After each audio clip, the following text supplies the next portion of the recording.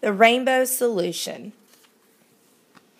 I couldn't believe my eyes, but there was, huge and sleek, padding across the kitchen floor toward me. As it drew close, it growled deep in its throat and then rubbed its face around my legs. Mom and Dad were standing back, their faces beaming, waiting for me to say something.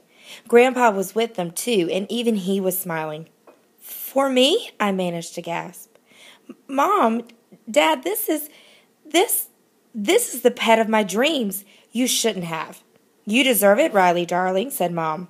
"And we knew you had your heart set on this rare South American jaguar," said Dad. "Yes, indeed," said Grandpa, stroking the jaguar's head. "A special pet for a special boy. And if you ever need someone to look after it or take it for walks while you're at school, then just let me know." I couldn't think what to say except, "Gosh, thanks. Thanks, everyone." The jaguar started nuzzling me again, growling its deep jaguar purr of contentment. Then it jumped up and planted its front paws on my chest with an affectionate, heavy thud. And another thud, and suddenly I opened my eyes. Where was the sleek beast of the jungle? All I could see was Mom leaning over me with my baby brother Max, wriggling in her arms. He was grinning a toothy grin and banging me on the chest. "Ah, what are you doing?" I yelped. "Waking you up, of course," said Mom, "or else you'll be late for school." Just my luck. All a dream. I thought it was too good to be true, especially the part about a happy Grandpa. Back in the real world, Grandpa, who along with Grandma lived next door to us, didn't seem to be happy about very much at all. Grumbling seemed to be the only thing that kept him busy, and he'd made his feelings about pets very clear. "They're a liability," he said. "Always clawing walls, digging gardens, making a noise and annoying the neighbors. Nothing but a nuisance." Mom and Dad had said that I could get a pet, but if I did, we'd probably have to listen to complaints like that every day. No thanks. For the moment, I'd just consider my options. Hopefully Grandpa was only going through a stage and would cheer up soon. And in the meantime, at least I had Boris the goldfish. There he was, waving his filmy fins gracefully as I walked past his bowl on the way to get some breakfast. Roxanne, my sister, was heading for the kitchen, too. "Don't forget to take Boris for his morning walk. Or if he isn't up to it, maybe you should think about getting a Mexican walking fish, or a piranha or two. They'd be fun to play with, but you'd have to get a bowl with a fence around it." Roxanne was always coming up with helpful pet suggestions like that. Typical sister, she just didn't seem to take me seriously.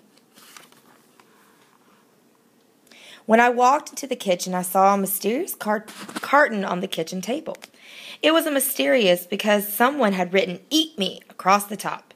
I turned the box around and read what was printed on the side. "New apricot and sesame seed health bars. High in fiber, high in energy, high in taste."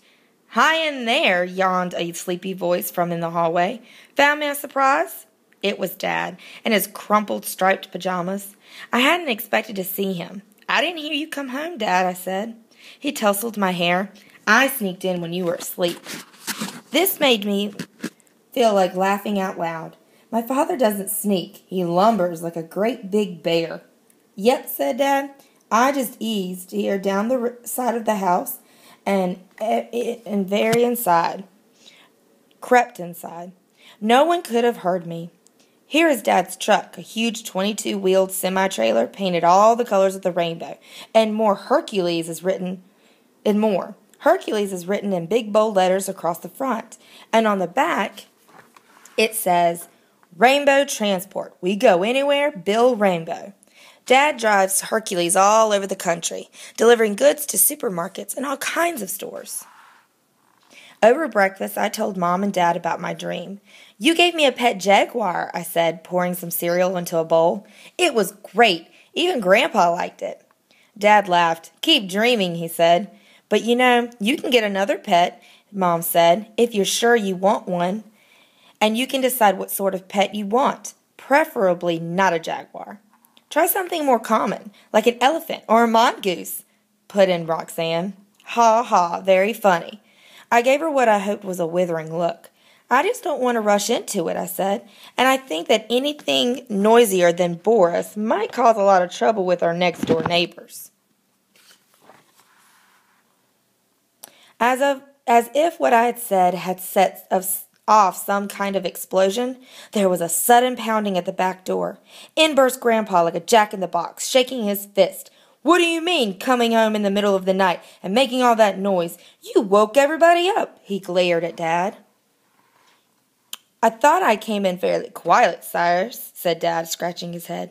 Grandpa's eyes glinted like two small emeralds. "Quietly? Quietly? You don't know what the word means." For a moment I thought Grandpa was going to send Dad to his room or tell him that he was grounded. It didn't seem fair. "Dad can't make the truck any quieter," I said. Grandpa ignored me completely. "I'm sorry," said Dad, "but when I run to the River City, I can't get home any earlier. If it's any consolation, I don't do that run again for 2 weeks." "It's no consolation," snapped Grandpa. "No consolation whatsoever." "Cyrus," said Mom firmly, "there's nothing we can do about it. Bill can't change his job, and you've never complained about Herc before. Please try to be reasonable." "Reasonable!" Grandpa shouted. "I know you're I'll show you reasonable."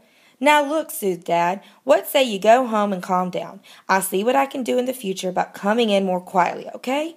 He steered Grandpa out the back door, closed the door, and leaned against it with a dramatic sigh. "Welcome home, Dad," I said.